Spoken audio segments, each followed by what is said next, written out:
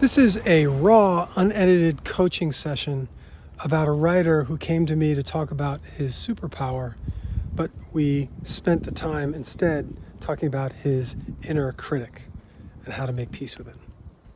We are going to do a coaching session around your superpower. How does that sound for you today, my friend? Sounds like fun. Good. Yeah, it will be fun. So, the way I like to work is on these two different levels. One is just like when we write screenplays, we have the level of external conflict or things to focus on, and then the internal.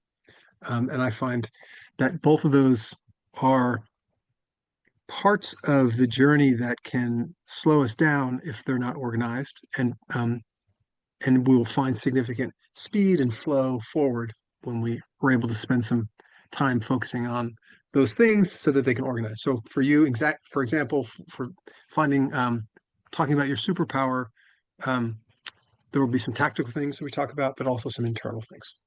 Sound good? Yep. Great. So let's start with the internal. Why do you think it would have any value for a writer to talk about their superpower or their brand? Well, I think you're talking about two different things there. Certainly the superpower can be part of the brand, but it's also distinct. And as far as the superpower is concerned, I guess from a definition standpoint, it's something that the person excels in, or at least perceives they excel in, and something that they've been successful at and can leverage, and that can be a specific skill or group of skill sets, certain talents, things like that. That's how you're seeing superpower. Is that correct? And how do you see brand as different than that? Well, brand is and just as FYI, I've been in and out of marketing for the past 25 years, so I've done a lot of brand work. So brand basically is a uh, perception that you want the audience or public or whoever is going to be receiving it, how to interpret you, and I guess you could say your value proposition. I love that. I love that. Yeah, that's how I see it too. Um, and I love that you made that distinction because they are pretty distinct. But for some reason, I don't know, I'm not so sure there's a problem with maybe there is and maybe it is better to distinguish. I simply would say brand. It's like brand is what they think of it, you know. So like McDonald's, you and I might say, it's this to me or that to me, but there's going to be some sort of central thing Mhm. about how we perceive it. And so to think of brand as really whatever anybody else is projecting on us is really instructive and powerful. So and then, yes, for superpower, that's almost speaking to more of what's in our control, or just noticing like what we're drawn to, where our mind has gone, and what we're focused on. So, I love that. Great distinction. Okay, so then, my friend, why might it be valuable for you in particular to know about what your superpower is and how that might impact your brand as a professional storyteller? Yeah, it's actually funny that you're asking that because I'm actually in a position where I'm taking a an extreme pivot professionally, and I'm in the process of rebranding myself. So I've sort of done that in different ways over the years, but and this is sort of another extension of that. So it's an exercise that I'm going through, and I'm actually looking this time around. I'm actually looking for different ways to do it so that I can come up with not only a better brand for myself, but one that will be more impactful based upon the goals that I'm trying to achieve. Awesome. Okay. And that's where I think it's a really interesting way to distinguish the two because our becoming more aware of what our superpower is will then give us more awareness on how to make choices that might impact how people perceive our brand. Yeah, So, for you as a professional screenwriter, what do you think? What's the starting point? How do you see your brand as a storyteller? Or let's actually start with what do you think your superpowers are as a creative? um, well, it's funny that you asked that. Let me actually kind of just pull up, give me a half a second. For example, on my Twitter or X or whatever you want to call it these days, profile, it's got a version of that. Oh, and it's not there anymore. That's right, I took it out. I apologize. I don't want to have to drill things out I should have that up. I didn't think we were discussing it. But basically, in a nutshell, it's sort of like a positioning statement that I created that where, as we're talking about it, I'll try to call it. How I'm trying to position myself in the marketplace. One of the things that um, I've always been pretty good at is having sort of a different perspective of the zeitgeist of what's going on in the fields that I'm interested in, Mm. and how various things of those interests surround that and impact that. And it probably would be better if I called it up. It's over here. Just give me 1 second. Well, so, but already that's interesting, right? So yes, it's good to be able to call it up and to reference it, and it's fine if you want to keep doing that. It's also really valuable for you to be able to say, yeah, here's what I'm good at as a writer. Like just answer it in that. I mean, call it up if you want, but to see if even while you're doing that, you're able to say just a few things like for what do you like writing and what do you feel drawn to as a writer? Well, let me read you. I just found it. So, and there's always different variations depending upon where I'm posting it and such. But I'm an award-winning screenwriter for TV, film, and the web. I write character-driven cautionary tales that are in tune with the zeitgeist and explore how science and technology impact families, reveal our inner truths, and guide us towards redemption. I tell stories with depth, a lot of heart, and a touch of humor, all of which push my characters through hell, but they thank me later if they survive. Okay. So the core of what I heard was character driven. Tell me, give me that sentence again.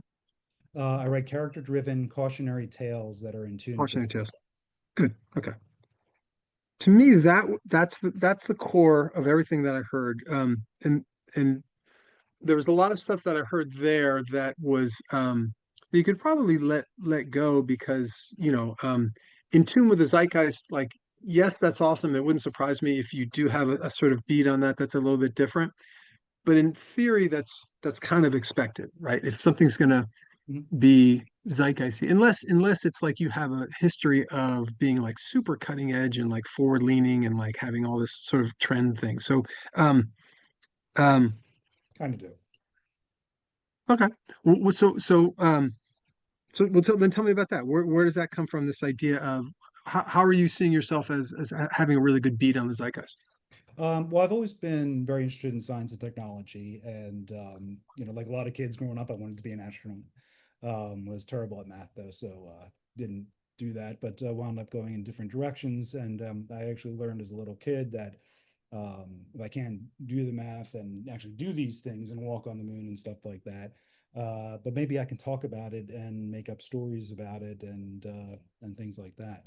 Um, so I actually am very interested in breaking new discoveries, breaking science, new technologies, and things are developed. But I'm also really interested in how that impacts people because, especially as we're moving forward, today is a perfect example with what is happening with AI.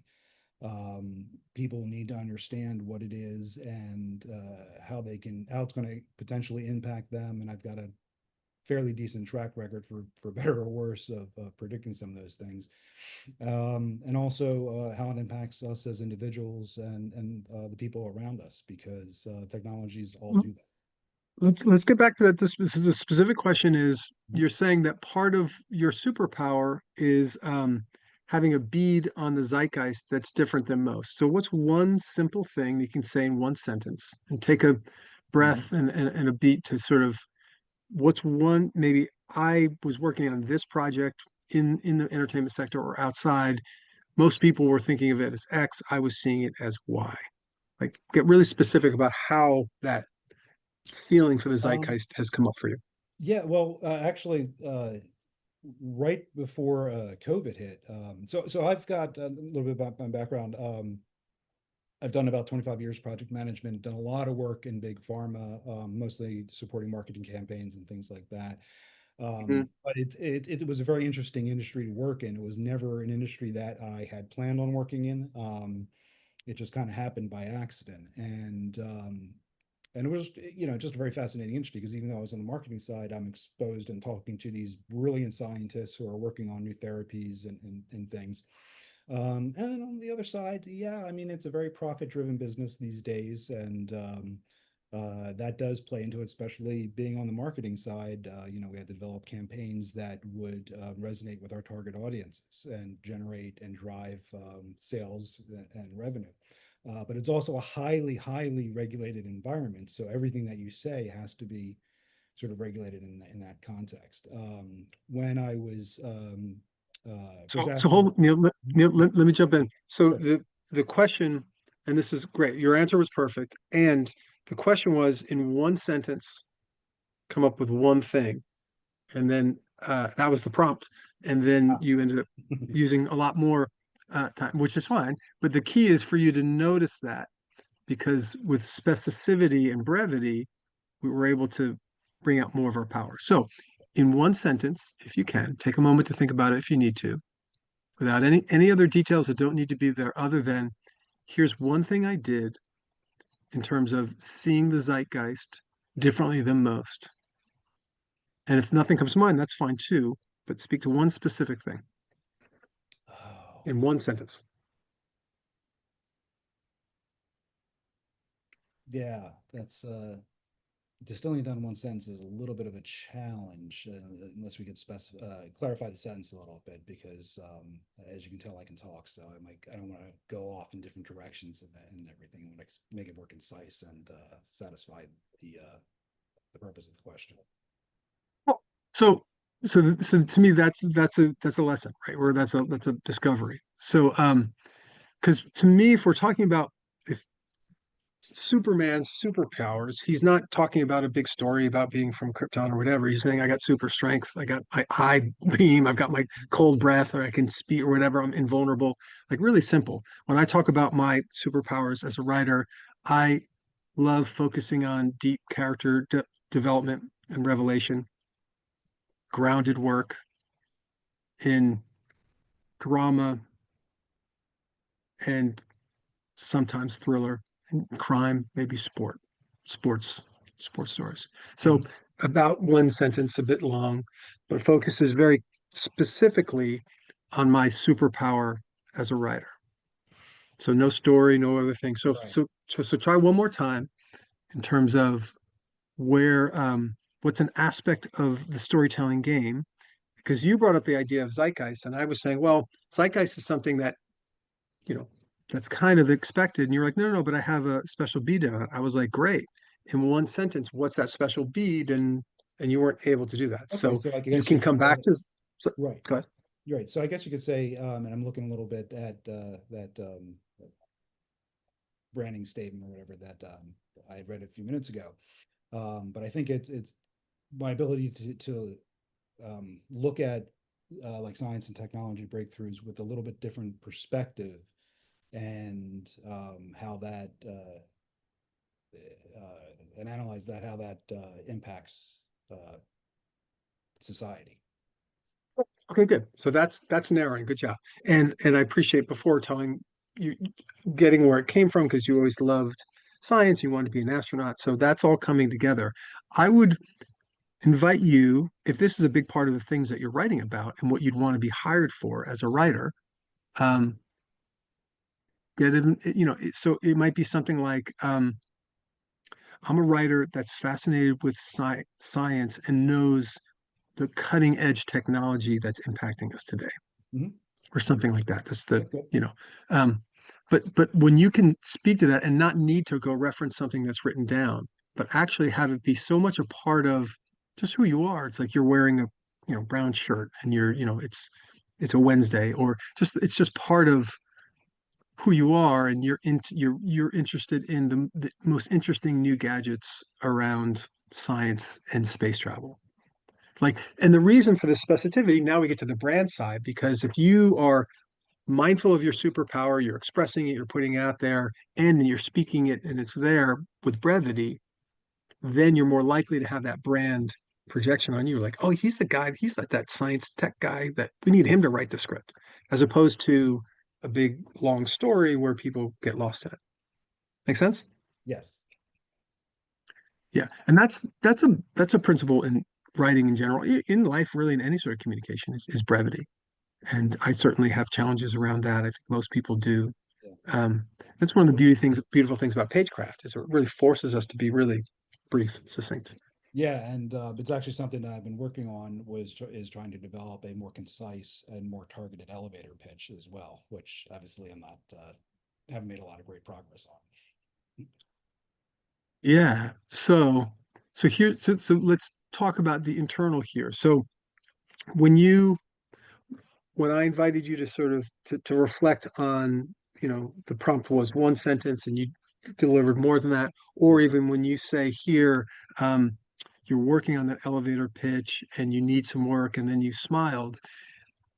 My question for you is about that inner dialogue. Is there, because that's where really the real gold is ask the question in a way that's most helpful for you. Um, how how do you see the quality of your inner dialogue? On one scale would be super harsh side of the scale, and then the other side would be maybe I guess loving. You just be harsh to loving. You can do it that way. Um, it's a good question. I'm a realist. I'm pragmatic. I believe in the statement to thine own self be true. So I try to be extremely honest with myself, even when it's painful. Um, What does that mean? Honest with yourself, even when it's painful. well, you can't make yourself better if you don't accept the un what was the name of that Al Gore movie about 20 years ago? The Inconvenient truth. inconvenient truths about who you perceive yourself to be. And Yeah. most people don't have not that it makes them bad or anything like that, but they don't have the inner strength to be that honest with themselves about those inconvenient Mm, truths. And I've learned over the years that I kind of have to be, because that's the way that you can identify shortcomings and problems and turn those things into a strength. yeah, that's right. I love that because what I hear you speaking to, and it is a great phrase for that title and for our own sort of understanding of ourselves, that inconvenient truth, because that's where the conflict is. There's something that's blocking the flow of ease, and it's partly because it's a split energy. We're getting something from it, but not what we want, and then it's split. So that's an inconvenient. It's true, but it's inconvenient that it's true, and then we have to deal with that conflict, right? Yeah, So, yeah, it's inconvenient also because you don't want to. It can be very a little hurtful or challenging your own perception of yourself, and that can be painful as well. what do you mean painful? Well, as an inconvenient truth. So, for example, I was kind of joking a little while ago when I commented that I talk a lot, and that's also something that I'm aware that I need to sort of rein in a little bit. Um, I'm pretty good at going on. I'll have a discussion. I'll go out on a segue on something, but I will bring it around full circle.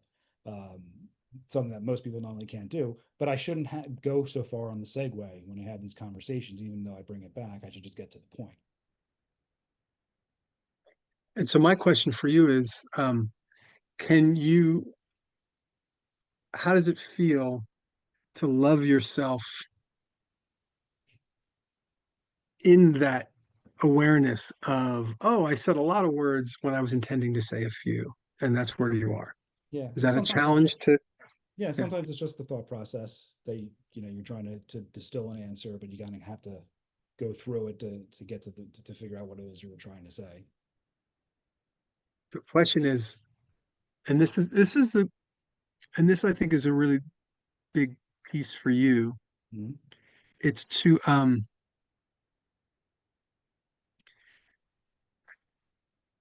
it's it's is the are you being critical of yourself when you recognize you're using many words instead of few? Because there's being critical of yourself, saying some sort of, Neil, you should, like even that word should is a real loaded criticism word. Mhm. So I would invite you to notice when it comes out of your mouth or notice when other people say it, because it's sort of presuming we know more than the universe. Things just are. And so when we can me, you, anybody, notice that, oh, we were intending to be brief and we said many things, how we then see ourselves for making that choice is a really big opportunity. If you can see that with delight, in the same way, if you saw a toddler mess up, you wouldn't be like, that toddler, he really needs to get his act together and start walking. You just, there's a delight. It's like, oh, yeah, he's beautiful. Like that smile, that's beautiful. That energy is different than what I was seeing you before when you were becoming aware that you were using many words instead of few. And so that's the invitation there, that if you have the possibility to bring your amazing curiosity of science, your dedication as a professional storyteller to your own journey itself, and notice, oh, I was intending to do few words and did many, and see delight in that. Yeah, Is I that, mean, yes, I'm yeah. sorry. Well, so the question is, when I bring that up, does that seem possible for you? Does that seem helpful, or does that seam not even No, helpful? I mean, it's truthful. It's just my thought process is some, if I don't have an answer immediately at hand, sometimes you have to talk a little bit and think through, as I said before, thinking through the question till you can sort of come up with an answer. It's better to be able to think through that question and do that process faster. Um, Most people don't want to hear the path that you take to get to the answer sometimes. But So it's who I am. my question for you, because you're walking through what you're doing. My question for you is, how are you seeing yourself when you recognize that you're doing it? Good question. How do I see myself? Hmm.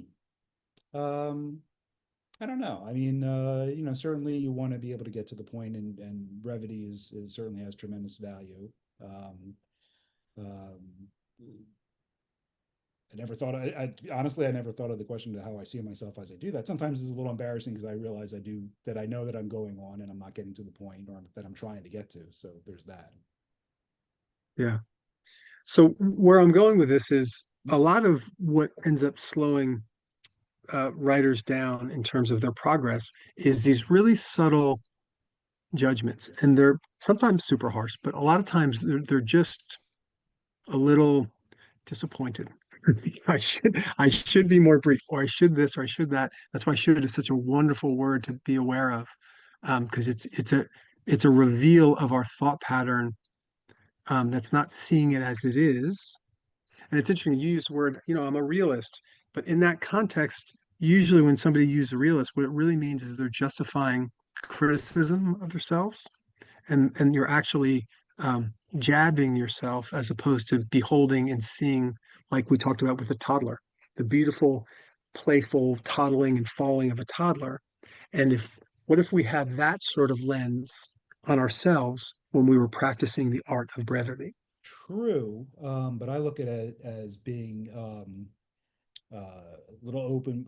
I'm trying to be open-minded about my own shortcomings and limitations and accept that so that I can improve the next time. So, so the toddling needs to be, it's not just a process of trying and error, or whatever, that they're somehow judging the way they are and being honest about it is, you see where I'm going here? So what I'm saying is, the you keep describing the process very accurately in terms of how thought process works, how the focus works in terms of intending brevity. Um, my question is come back Mhm. to just an invitation to see if you can notice how you're noticing yourself, how you're seeing yourself while you're learning that. Because, and again, we're just talking about this one particular thing in superpower, but what I find is, and what I find in you, because we've known each other a little bit here, I it seems to me, and tell me if this isn't how you see it, but it seems to me that you're hard on yourself sometimes. Yes. Yeah. How do you know? Hmm? How do you know you're hard on yourself sometimes? Um, I have high expectations based upon both what I believe I can accomplish and based on past performance. So I expect a lot of myself. Okay, so hold on, Okay. hold on. Let me stop you there. So if we were looking at a toddler Hmm. and we said, you know, toddler, we have high expectations. Hmm. So, um, yeah, and that delight that I see in you when we keep coming back to the toddler, that's an invitation, and it takes practice. But that toddler doesn't have high expectations of itself. It's just playing. It's just learning. It's just trying. It's just being, really. Okay. And so that's the invitation for you. And because what happens is we get into our head, and you're really smart, and you're really good at being in your head. And so you've solved so many significant life problems in your head. But what happens is we have these sneaky critical thoughts that we don't even realize are critical thoughts that we would never apply to a toddler toddling, that we pretty consistently apply to ourselves all day long. And it's like bang, bang, bang, bang, bang. We're and again, sometimes it'll be a nasty shout, right? But a lot of times it's just a whisper, not good enough, not good enough, not real enough, not I have high expectations, you know. And Well, so the yeah. invitation is to see if you can start to notice that pattern, that how you're seeing yourself, how you're framing yourself, and then compare it and say, well, if I was a toddler toddling, would I use this language? Would I see it this way? See what I'm saying? I think so. It seems like there's some skepticism there. Either No, it's no, not not true or it's not skepticism. helpful. Uh, I guess maybe it just comes from I'm a little unclear. I understand you're not calling me a toddler. I understand that, but I'm just trying to understand the use of the term toddler, and I'm trying to apply it to myself. And certainly, um, a toddler is in a very different emotional and psychological position than an adult who's had many years of Mhm. introspection and stuff. And but when What's you different? just having life experience, having the maturity, having the brain development that a toddler doesn't have, because obviously they're a toddler and can process things in different and more effective ways. So, okay. And so from within the toddler, that's true. They're in a much more primal state of being human than adults. But we were, in some of the ways we were talking about this, was really you and I looking at a toddler. And even that brought, I saw delight in your face. You brought up, it's like, oh, looking at that. So, and that's what we're getting here is, and what's interesting is, again, we'll definitely get to some tactical stuff in terms of defining the superpower and using words or whatever, and that's fine. But the real value is this inquiry into how are you, because we have 50,000 thoughts a day. And if, like most people, there's a significant amount of them that are, even a little critical. Anything other than that just joy and sweetness that we would bring looking at a toddler.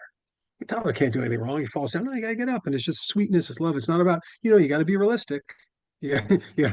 It's just love and heart. And so when you can bring that level of awareness to yourself and your process, Mhm. especially when, we're facing there's, adversity in our life as adults that have a lot more heft and weight, or we're making deep choices about stories to write and how to write them, or how to position ourselves as writers. If in that process itself, or in the writing process, what's this first line? What's this line of dialogue? Any aspect of the creative process will have more flow and ease and joy and more of that toddler energy when we can bring a gentle, warm attention, a delight, a pleasure to Mhm. the process, especially when we're messing up, falling down and going, oh, that was interesting. That was a really great fall. Amazing. See what I'm saying? Because what I picked up when I saw you, and you seem to confirm from the inside, is you felt like you're being hard on yourself Yeah, sometimes. yeah. And so, and what I'm saying is, in my own experience of being hard on myself sometimes and seeing other people and coaching a lot of people, it's super common. Like, I know very few people that barely see. I'm very few people that I meet that really aren't hard on themselves in some way or another. Mhm. Um, so how do you see you being hard on yourself sometimes? When you are, What's your way of doing it? Um, well, sometimes it manifests itself in having unrealistic expectations. Certainly, certain things in life are much harder or easier than other things, and if I don't accomplish it as fast as I thought I would, it can be frustrating because you look at you look at a problem, you analyze it, you're like, oh well, this should take me so in certain amount of time to accomplish, and that time passes and you're barely through it, and you're like, oh wait a second, I thought I was going to It be able to do this. yeah, it should take you that much time. Depending on what it is, yeah. It But it doesn't should should it yeah, I should hit the take. setup when you said that, yeah, yeah, and it could take that amount of time, but I that also desire reframes that also I reframes, desire yeah. yeah, I desire for this to take an hour or two or whatever, Mhm. right? And a lot of this comes down to what's in our control and the veil of our existence inside, and then what's out, Yeah. right? So we can say, hey, I'm going to send an email to a friend. I believe, or we could say I should, or I desire it to take 5 minutes, and then computer crashes, this happens, the other thing happens, right?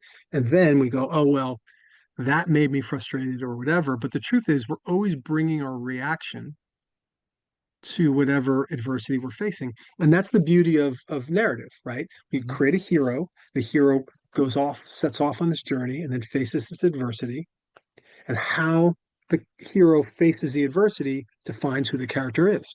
And so what we're doing right now is sort of gently walking through the way that you, on an internal level, face the adversity of being a writer, making subtle writing choices, how you interface in the marketplace when we're talking about superpower and brand.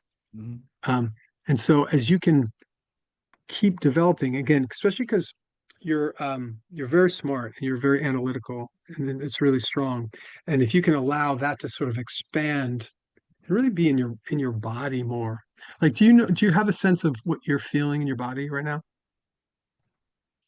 If you do, that's great. If you don't, that's great. I'm just curious.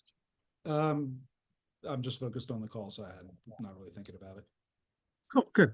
So there's an opportunity to you, if you're interested, um, to sort of increase the somatic awareness. Do you ever do like yoga or anything like that, or stretching, or Yeah, a little bit here and there. so the great thing about that sort of thing, it just brings awareness into the sensations of the body. Hmm. And so when you, especially because we're as writers, we're so internal, right? We're imagining things and we're whatever. And so the point of what we're talking about here is as you can raise your awareness of what's going on in your body or in your mind, it's a reflection of what's already there. What's going to happen is there's going to be more grace and gentleness and ease in that back and forth. There's going to be, and so when you have feelings of shame or sadness or regret or anger or whatever, you'll be able to create more space inside you to sort of notice them. Because what happens is Hmm. most of us, when we're early on in our life, we're not given the space and time to really sort of feel and sense what's going on there. We're just sort of let's do things. We're human doings, right? Do, and then we get analytical about what we're doing. But when you talk about the inconvenient truth, what at a deeper, more body level, we know. Oh, we have to. In that case, inconvenient truth was about climate change, right? Like this is going to be painful, probably, or difficult to address, but it gets worse if we don't, You're right. which is great, material for us as dramatists, right? A character who's stuck in Act One in a painful situation, and if they don't, it's scary for them to face it head on, but if they don't, it gets even worse. Yeah, and that's the character arcs that we try to create for our characters, and So which we now try to let's get create back for to that. ourselves too. Well, so then let's get back to that. So you said that you write character-driven material, cautionary tales. Mhm. Um, what did I ask you to list a few of your favorite films and shows? No. Okay. Off the top of your head, um, if you feel comfortable, name, what it doesn't have to be like your all-time favorite of all time, but if you have, what that is, you can share that. But something that you consider to be like, I love this movie or show. So what's one that comes to mind? Um, uh, oh, now I'm blanking on the title. I was just looking looking at a scene from it the other day. Uh, okay, let's go with another one.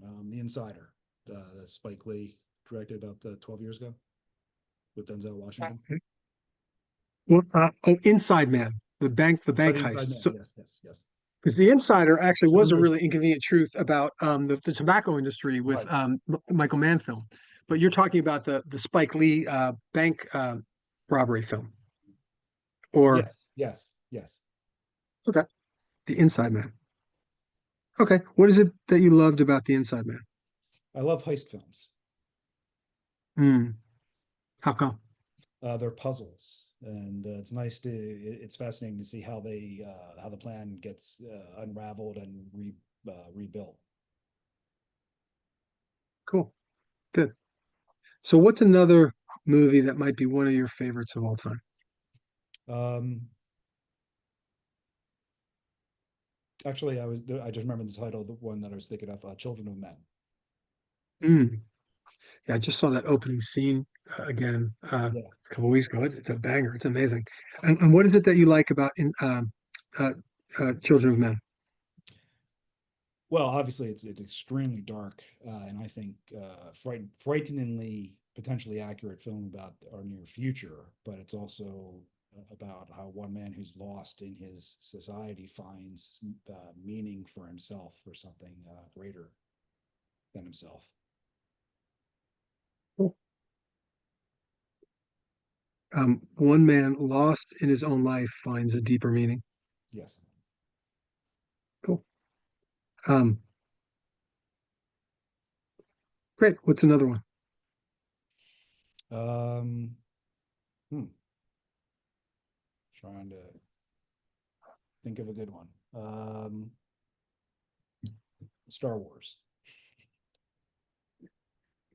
What do you like about Star Wars? You're talking about Episode 4, I'm sorry, yes. New I'm Hope. of that generation, so yes. Star Okay. Wars when I the original, A New Hope. And what is it that you love about Star Wars? It was especially at the time when I was a kid when I first saw it. It was just I mean, it was just an adventure about a guy who's discovering himself and believing in himself. But it was aided by the fact that it was groundbreaking visual effects, so things looked more realistic than ever than we had ever seen it up to that point.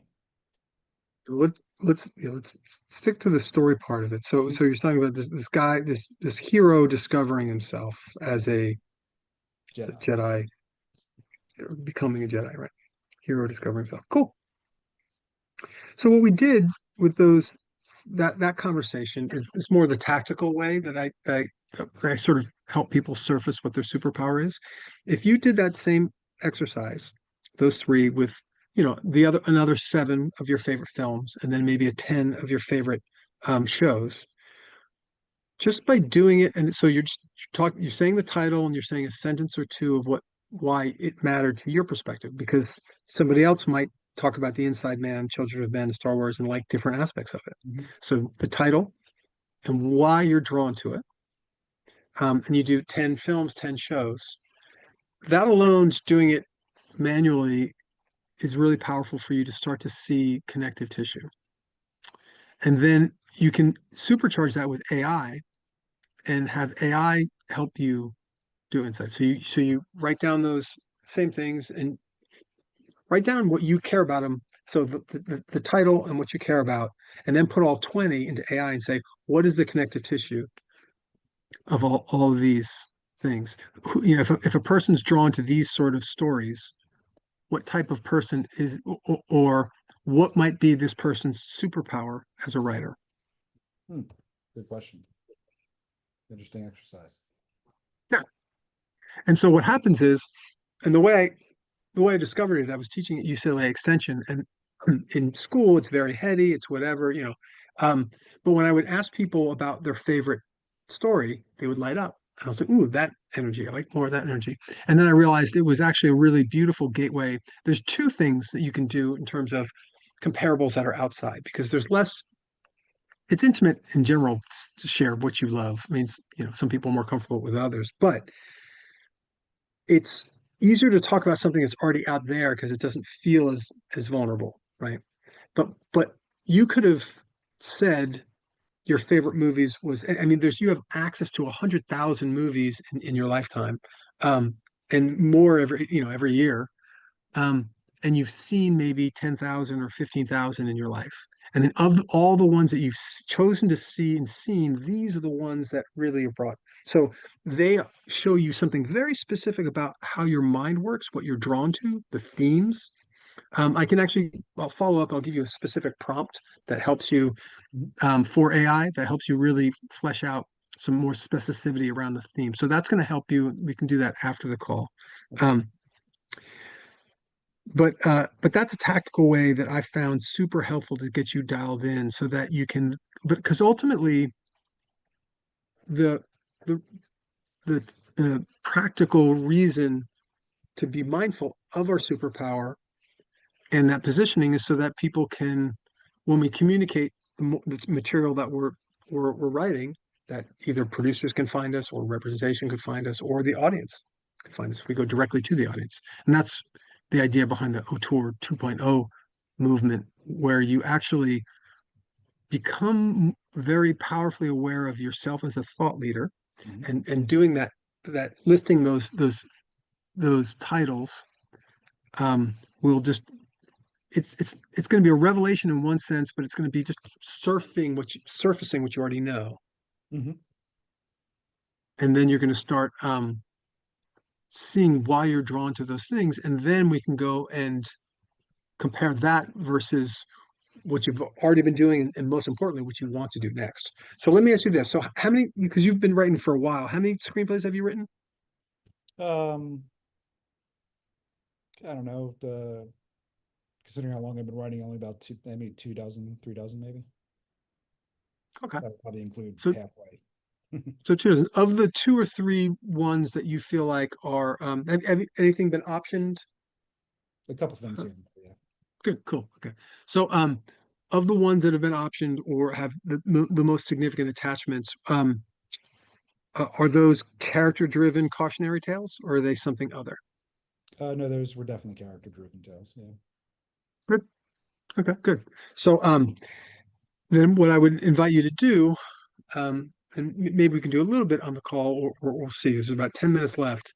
Okay. Um, but once you have that list of favorites and what you love about the favorites, and then you look at what's already, if you have a significant past like you do in terms of material, look at what people were responding to best then, and then you start to get a better sense of just it's sort of like if you think about it in the like 1800s, there's the town square, and there was like, oh yeah, he's the guy that bakes the bread, and he's the guy that does this.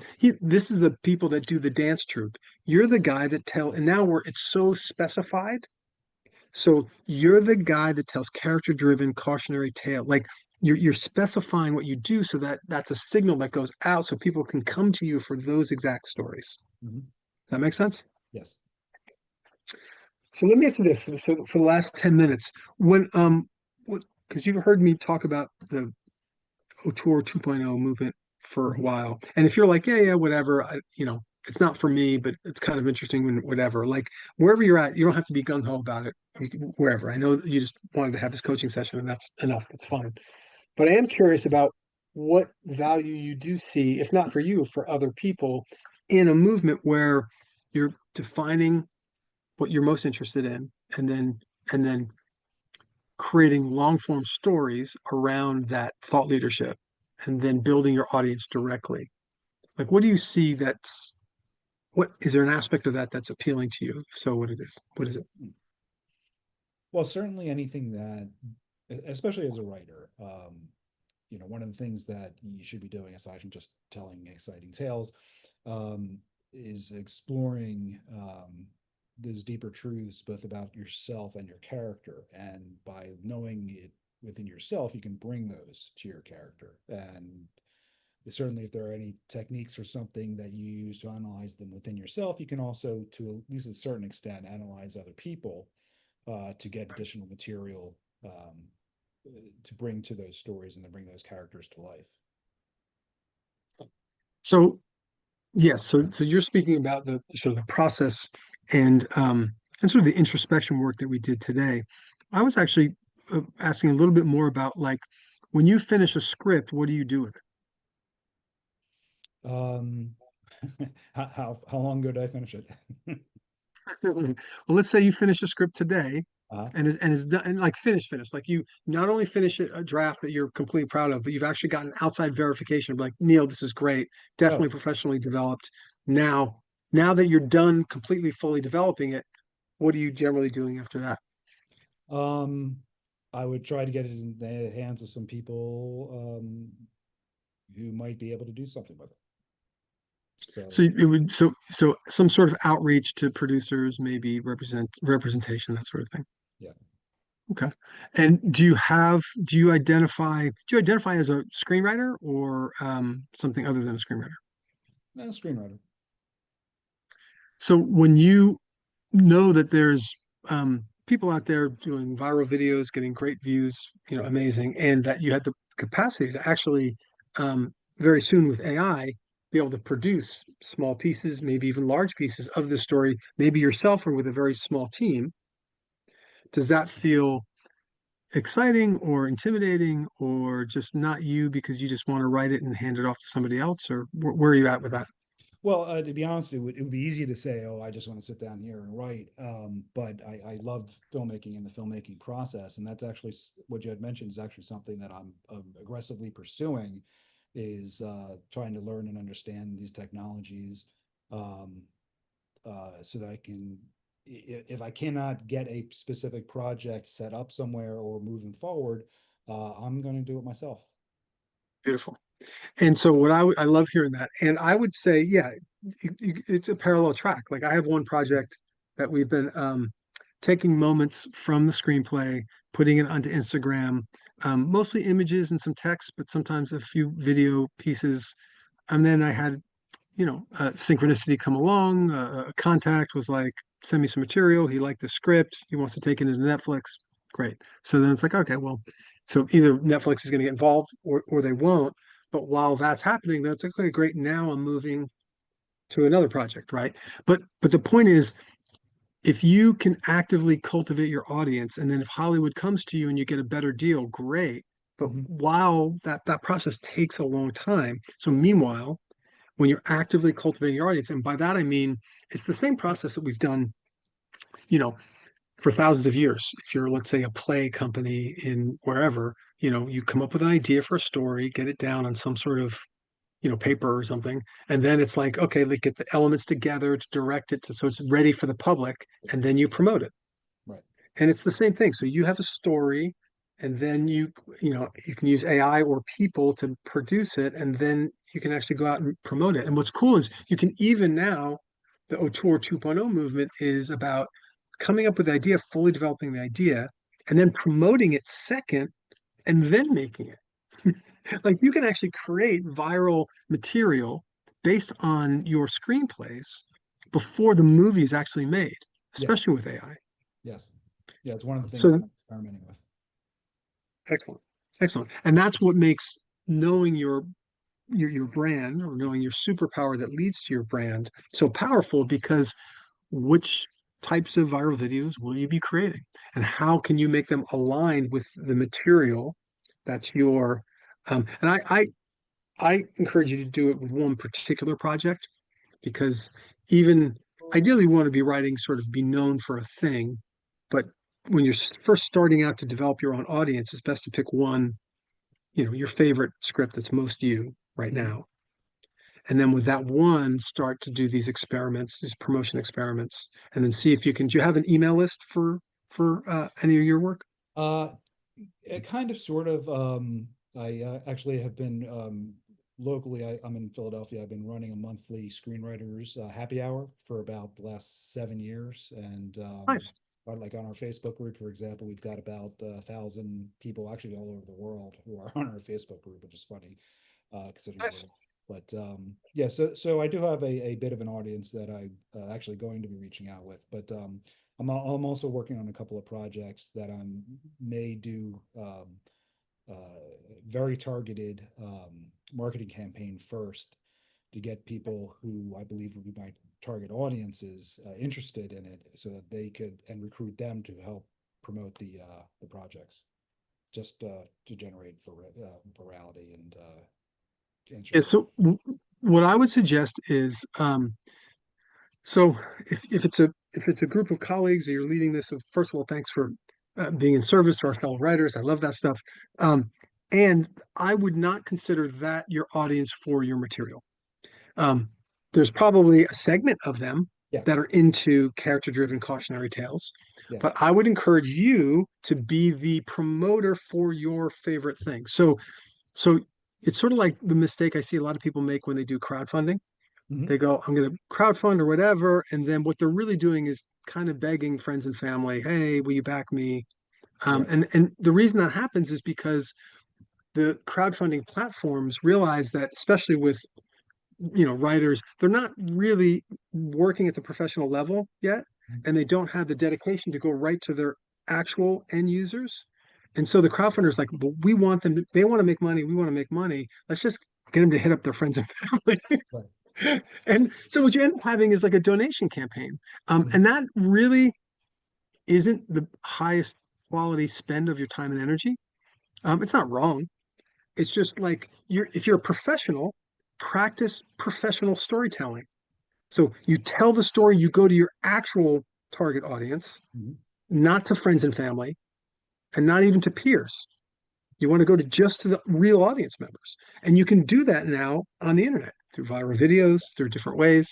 So, and these are just ways to sort of dial in because if you look at the content creator model, which is going to be the new dominating model of mass communication, you're Right. talking about some YouTuber and the YouTuber subscribers, and Mhm. everybody else is a middleman, including YouTuber, whatever. But you can monetize directly, you can do whatever. So I want you thinking in the future, Neil, you are the storyteller. It's your point of view that has the value.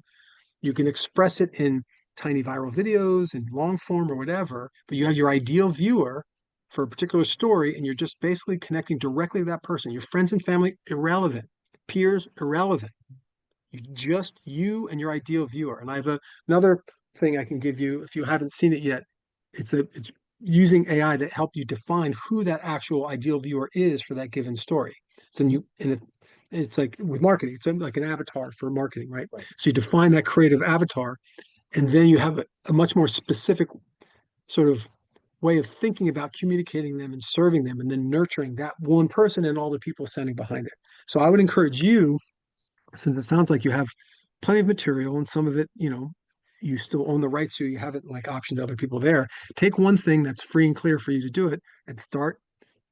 And well, I would first for you, I would go fully through this process of your favorites, taking Mhm. your favorites and then getting a sense. That'll help you dial it in. It's chapter one of my book and my 9-step process. If you don't have that, I can give it to you.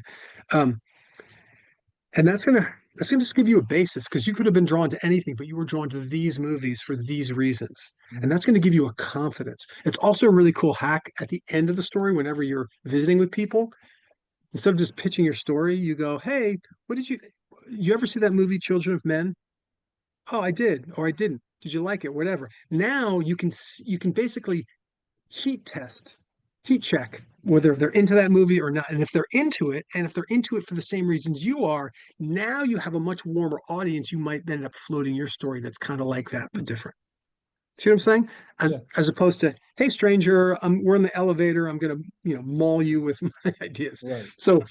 So awareness of your favorites and how you're really your thought leadership is drawn to these favorites for these reasons gives you confidence, also gives you agency in lots of different ways to deploy it at the end of the process. And certainly in the beginning when you're going, what should I write next? Or I've been revising it. I need to really dial it in. What direction do I dial it in? Well, let me dial it in because it's your point of view. That's the core value that's more special than anything else. Mhm. Okay. Let's wrap this up with the sort of a takeaway from the beginning. that the one thing I want you to take away from the beginning is that you and I both seem to think that there is an opportunity for you to maybe be a little gentler with yourself. Mhm. That there is, which again is me personally and lots of people. And one way I found that's really helpful is to just to notice the way you would look at a toddler with just sheer love and appreciation and support. And as much as possible, notice the language that you speak and then the thoughts beneath it.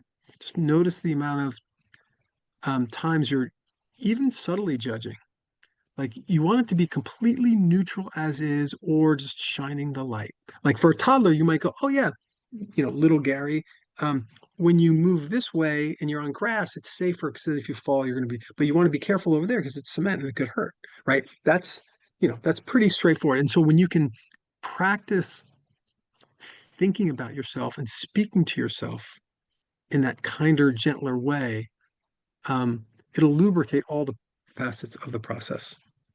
And again, if you realize, oh, I was hard on myself, I'm using that word should or whatever, that's you want to be careful about judging yourself for judging. Mhm. You want to see if you can shine light on yourself for judging, and then you're going to trickle down because that's what happens. It's the sneaky judgment without realizing we're judging ourselves that really can weigh. And then if you're doing this, dude, 100 or 1,000 or whatever, you're pummeling yourself, and that's when that sort of heaviness or even depression can come on because without realizing it, we're just criticizing ourselves constantly.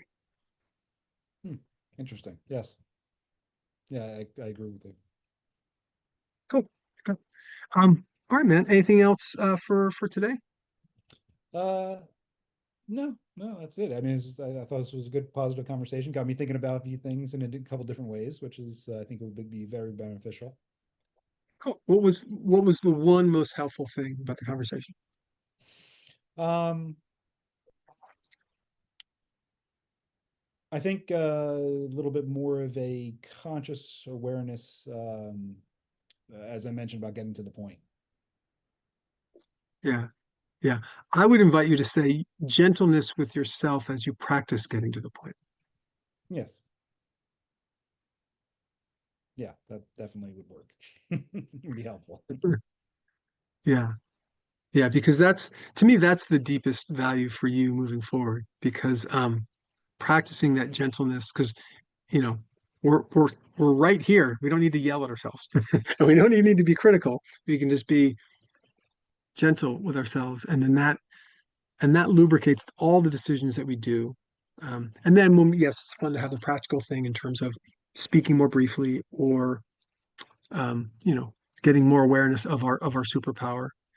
But I would invite you to keep practicing that the softening and the gent and I'm not meaning like we don't want to coddle ourselves, right? It's important to be true. And I like the phrase graceful honesty. We're gracefully honest with ourselves, just shining like especially when we come up with something that might be an inconvenient truth. Then we want even more love and support. And Yeah, well, it's a difference between someone who may be aware of that and is trying to be truthful with themselves, but they're banging themselves over the head with a hammer because of it. Whereas someone, like you said, being a little bit more gentle with yourself and being like, okay, you do need to work on these things. You're aware that you need to work on these things, so let's come up with a plan and be constructive about it, and start working on those processes instead of just banging yourself over the head and calling yourself stupid or whatever. Where are you going to be yeah, at the end that's of the right. day? You're just going to have a headache. You That's know? right. That's right. That's right. Well said. And I would even say, um, even the invitation is to be even aware of even the more subtle ones. Because I don't see you as the type of person that's saying that I don't know what phrase you use, you're a jerk or you're no good or whatever. Like, yes, be careful about that. But even the more subtle judgments, those are the ones that are really wearing us down. You're not good enough. It's the doubts. Even the doubt is like if you and I are looking at the toddler, we're not saying, I doubt you're going to be able to make it. You know what I mean? You're just shining that attention. So if you Mhm. can shine that attention on yourself and let it be flowing out, that's what I found to sort of soften And that inner dialogue. Yeah, and like I said, you got to find those constructive ways of doing it. I mean, I've been a project manager for 25 years, leading teams in various projects, and I try to get the most out of my teams by being constructive, and because everyone makes mistakes, everyone does stupid things, and I Yeah, want teams to learn from them and not beat themselves up, but let's spend our time finding solutions that we can execute. you got it. You got it. And that's a great place to end because at the end of the day, you do have these resources. You have been an effective manager. You have seen people who are hard on themselves and help them to support them and just move forward. That's the energy that you can bring more to your own process so that you get to be more fully you. Mhm. Yep. Neil, thank you, brother. Appreciate you. Thank you. I appreciate it. That's cool. You watched this all the way to the end. If there's something going on for you that you'd like to get my help with, reach out. I'd love to have a conversation with you.